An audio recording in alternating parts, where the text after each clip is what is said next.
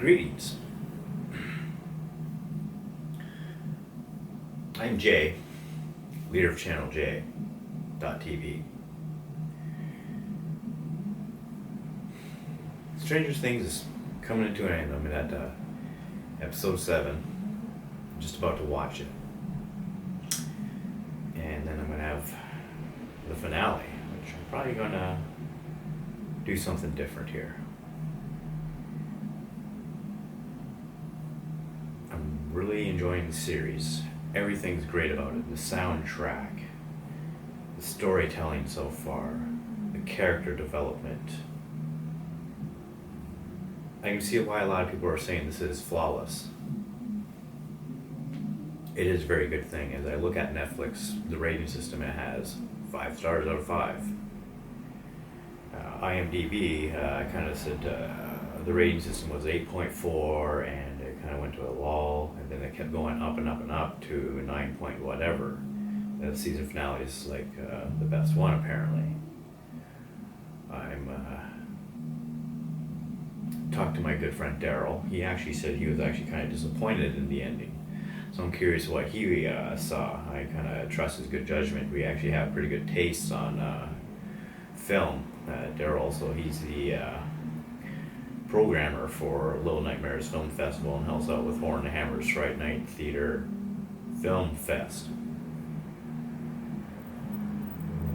So, let's see what's going to happen. I'm pretty excited about this.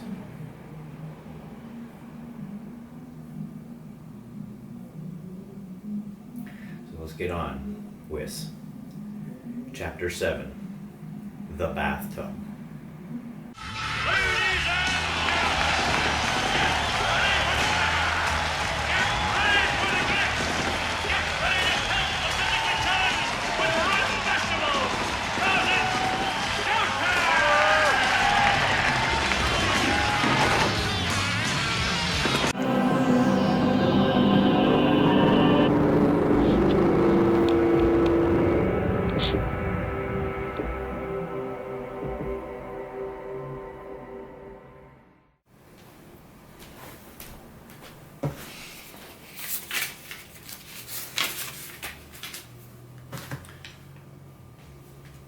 Number 7, The Bathtub. I don't know if Will's dead. I thought he died when they made contact with him in the underworld or the void space, whatever you want to call it.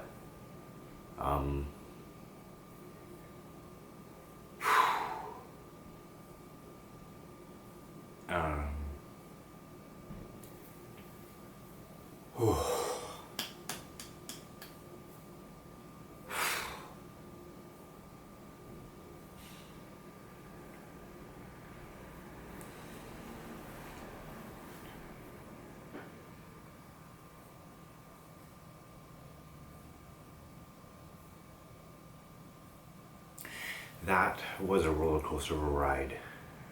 It started so soft, and then bam, it went right into the intensity. It started feeling like Firestarter started feeling with the government officials in there, and then it kind of there was like this ET bike chase, and it was hitting all these notes of all these amazing movies from the 80s. It just felt right intense. The 1980s don't trust your government feel. The mention of she's number 11 is a communist by Mr. Wheeler there. Oh my god. But even before the credits, like this was just like before the fucking the intro, the title sequence comes on in. But the best part about that before that happened, the beautiful friendship between 11 and the Maple Street crew is solidified. It's there. It's friendship. They're in it together. Oh yeah, the Hawkins lab after the credits, they show up at the Wheeler's house and start confiscating the boys' stuff around there and what they've been doing, trying to find out. They persuade the parents that they trust your government. The government won't do anything wrong.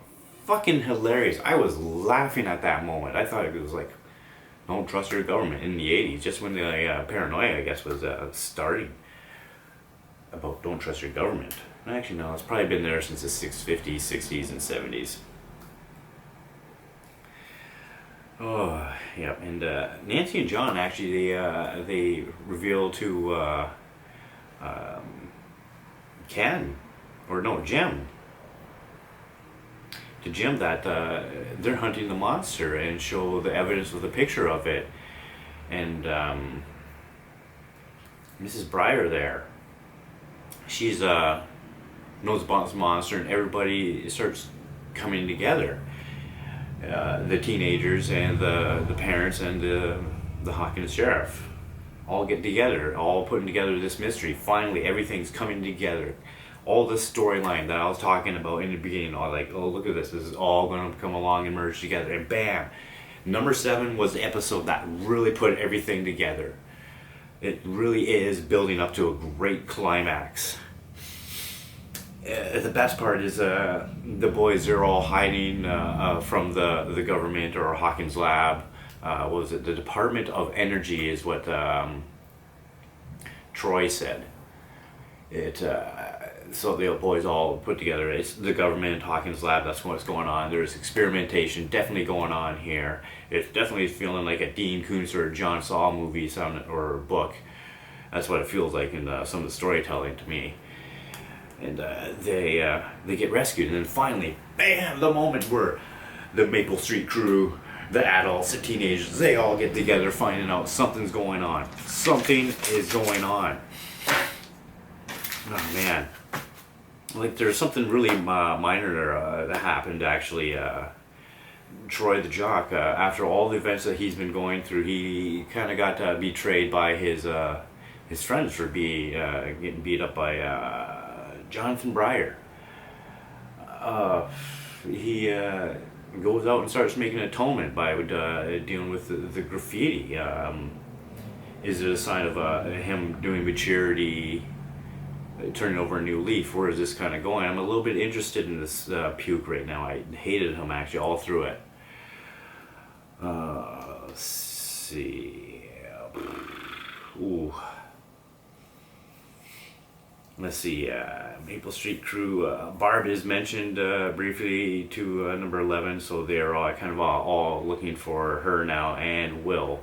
The cool thing is the Thing makes an appearance when Dustin has to go out and ask for science to the science teacher there, which was hilarious, because the science teacher was even talking about the special effects, which is so 1980s. Yeah, pays homage to the horror there. The Thing, it's really cool to see that it was in there. But they get the science together to get the deprivation lab, and Dustin has to really plays A game to manipulate the science teacher into telling him on what was it was like Friday or Saturday night at 10 o'clock when he called, and just really says, don't close the door on curiosity. These young minds want to know. It was a hilarious, great scene.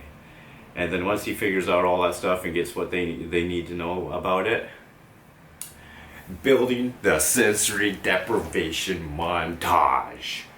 Oh man, they had a nice little beat going on in there and doing all the little signs and experimenting to make sure the water was all right.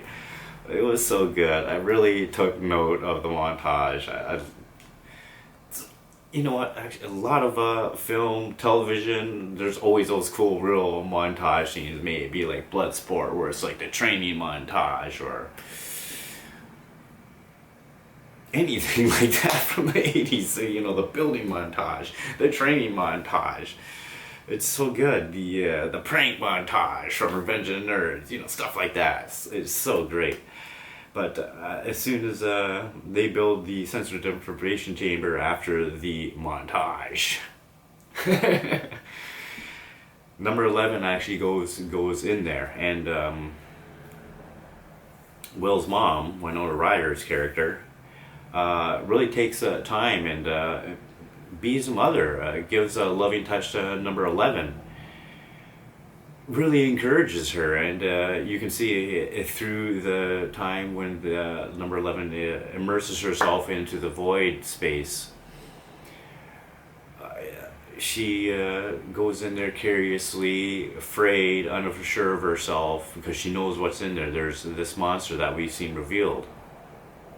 Eventually, she finds what's the remainders of Barb, and it looks like Barb's even decapitated too. It's kind of pretty cool. She's looks like cocoons stored for later. I don't know what the purpose of why Barb is cocooned like that. I thought she would have been devoured like they did with the deer there. But eventually, yes, Barb is dead. And then eventually, she does find Will in the void space, or the upside down world, in the Flea and the Acrobat whole science method here.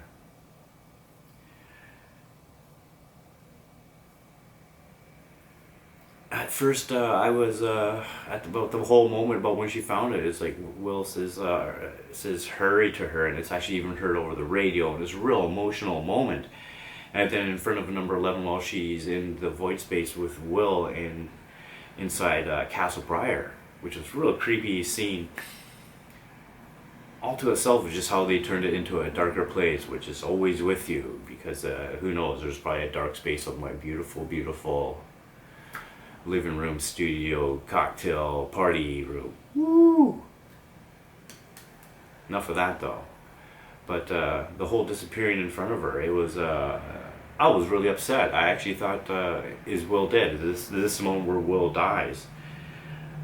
But no, she is pulled out from the sensory deprivation chamber. Then it goes back to a scene where they go to Will, when it leaves me hanging, because Will's all hanging out in the void space, the dark world, the upside down world, the shadow world, hiding from the monster because he hears it approaching, and then boom,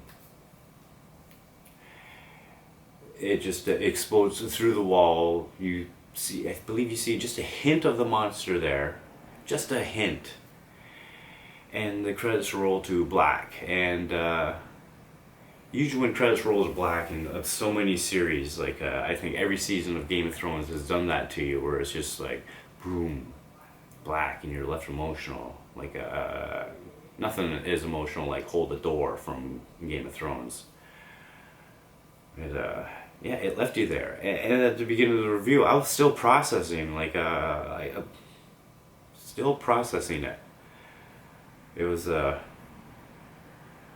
really tough to do. It was such an emotional moment. Hence the credits rolling black with some sounds. Like I still have a minute 56 of like the credits rolling on Netflix there. But yeah.